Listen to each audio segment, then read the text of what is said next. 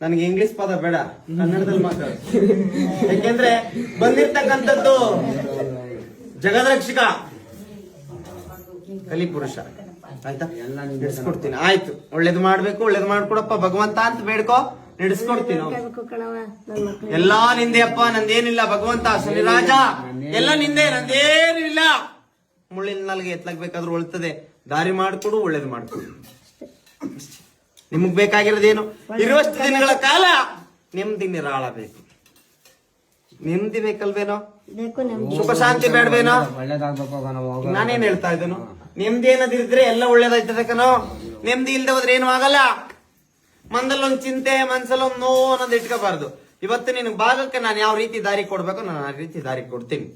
ನಿನಗೇನು ಮಗನಿಗಾಗಿ ಚಿಂತೆ ಮಾಡ್ತಿದ್ಯಾ, ನಡೆಸ್ಕೊಡ್ಬೇಕು. ಮಗನ್ಗೊಂದು ಒಳ್ಳೆ ಬುದ್ಧಿ ಕೊಡ್ಬೇಕು, ಒಳ್ಳೆ ಮಾರ್ಗ ಕೊಡ್ಬೇಕು, ಒಳ್ಳೆ ದಾರಿ ಮಾಡ್ಬೇಕು.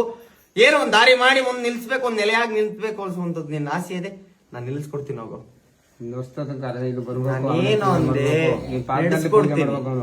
ಏಯ್ ಈ ಸೂರ್ಯ ಪುತ್ರ ಇರೋದೇ ಸತ್ಯವಾದ್ರೆ ನಾನು ಕರ್ಸ್ಕೊಡ್ತೀನಿ. ಹೋಗೋ, ಇದ್ರ ಬೇಡ.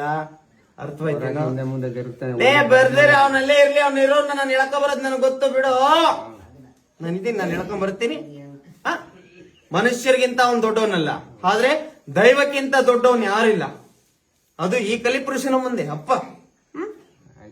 ಈ ಸೂರ್ಯ ಪುತ್ರನ ಮುಂದೆ ದೊಡ್ಡವರು ಯಾರಿಲ್ಲ.